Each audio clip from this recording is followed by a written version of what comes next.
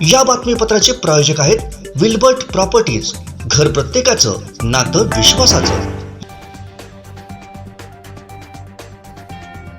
शरद पवार आणि मुख्यमंत्री एकनाथ शिंदे यांच्यात फोनवरून चर्चा झाली। बारसूच्या विषयावर दोघांमध्ये चर्चा झाली असून बारसू रिफायनरीवर शरद पवार मार्ग काढणार का असा सवाल उपस्थित होतोय। कोकणातील बेरोजगारीच्या मुद्द्यावर प्रकल्पाला समर्थनच असं ट्विट करत ठाकरे गटाचे आमदार राजन साळवी यांनी आपली भूमिका स्पष्ट केली आहे।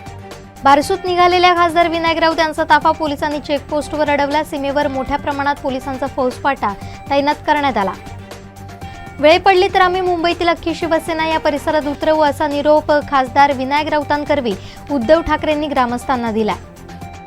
राजापूर बारसू गावामध्ये जी रिफायनरी येऊ पाहते आहे त्याबद्दल अफवा आणि काही लोक काड्या घालायचा प्रयत्न करतात, त्याला यश येणार नाही अशा शब्दात निलेश राणेंनी खासदार विनायक राऊतांवर गंभीर आरोप केला। रिफायनरी होणारच असून आता रोखण्याची कोणात ताकद नाही अशा शब्दात नितेश राणेंनी ठणकावलं। तसेच विनायक राऊत वैभव नाईकांचे दौरे स्वतःची घरं भरण्यासाठी असल्याचा घणाघात त्यांनी केला। सिंधुदुर्गातील बागायतदार व्यावसायिकांना कोकण रेल्वेच्या माध्यमातून मालाची आवक जावक करण्यासाठी जिल्ह्यातच पार्सल बुकिंग सेंटर सुरू करण्याची ग्वाही केंद्रीय रेल्वे राज्यमंत्री रावसाहेब दानवे यांनी Maharashtra chamber of commerce, industries and ॲग्रिकल्चरच्या पदाधिकाऱ्यांना दिली आहे।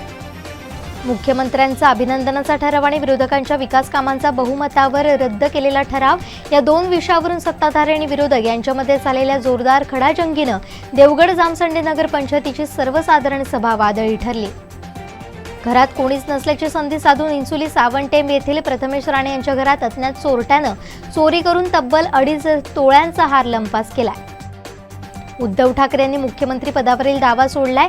राष्ट्रवादीनं कोणालाही मुख्यमंत्री करावं, आम्ही आमचा दावा मागे घेतो हे सांगण्यासाठी उद्धव ठाकरे शरद पवार भेट झाल्याचा दावा शिंदे गटाचे प्रवक्ते नरेश म्हस्के यांनी केला। पुढील 2 दिवसांनंतर संपूर्ण कोकणात विस्तारत जाणाऱ्या उष्ण लहरींनी तापमानात आणखीन वाढ होणार आहे तसा अंदाज हवामान विभागानं वर्तवलाय। सिंधुदुर्गसह कोल्हापूर या जिल्ह्यात हत्तींना रोखण्यासाठी कोकणात हत्ती अभयारण्य निर्माण करण्याची घोषणा शिंदे फडणवीस सरकारच्या माध्यमातून करण्यात आली आहे। जलशक्ती मंत्रालयानं पहिल्यांदाच भारतीय जलसंस्थांची गणना करून एक अहवाल प्रकाशित केलाय। देशभरातील राज्यांमध्ये महाराष्ट्र पहिल्या क्रमांकाचं राज्य ठरलंय। मुख्यमंत्री एकनाथ शिंदे यांनी ट्विट करत माहिती दिली आहे।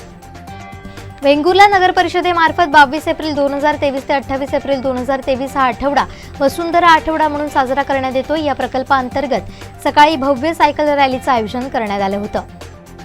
कर्नाळा खिंडीत भरधाव वेगानं जाणारी शिवशाही बस पलटल्यामुळे तब्बल 22 जण जखमी झालेत तर अपघातात एकाचा मृत्यू झाला। देवेंद्र फडणवीस गृहमंत्री झाल्यापासून चोर लफंगे निर्धास्त झालेत, कारण गृहमंत्री फडणवीस हे चोर लफंग्यांचे सरदार झालेले आहेत। देवेंद्र फडणवीस पदावर बसायला लायक नाहीत अशी टीका संजय राऊत यांनी केली आहे। नाशिक शहरात आयकर विभागानं काही कर बुडव्या बांधकाम व्यावसायिकांवर छापेमारी केली होती। यात तब्बल 3,333 कोटींचे बेहिशेबी मालमत्तेचे व्यवहार उघडकीस आले। छत्तीसगडमध्ये गोपनीय माहितीच्या आधारे पोलिसांनी छापा टाकला होता। यावेळी नक्षलवाद्यांनी पोलिसांवर नक्षलवाद्यांनी हल्ला केला। यात 11 जवान शहीद झाल्याची माहिती समोर येते। चालू हंगामात साखरेचं उत्पादन 3.5% घटून 32.8 दशलक्ष टनांवर येण्याचा अंदाज इंडियन शुगर मिल्स असोसिएशननं व्यक्त केला।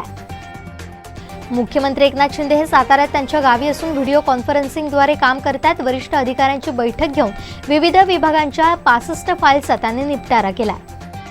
छत्रपती शिवाजी महाराज यांच्या राज्याभिषेक सोहळ्यापर्यंत त्यांची ब्रिटनमध्ये असलेली भवानी तलवार आणि वाघ नख भारतात आणू असा विश्वास सांस्कृतिक मंत्री सुधीर मुनगंटीवार यांनी व्यक्त केला। कर्नाटकात काँग्रेसची सत्ता आली तर राज्यात घराणेशाहीचं राजकारण चरमबिंदूवर पोहोचेल आणि दक्षिणेकडचं हे राज्य दंगलींमध्ये होरपळून निघेल असा दावा केंद्रीय गृहमंत्री अमित शहा यांनी केला।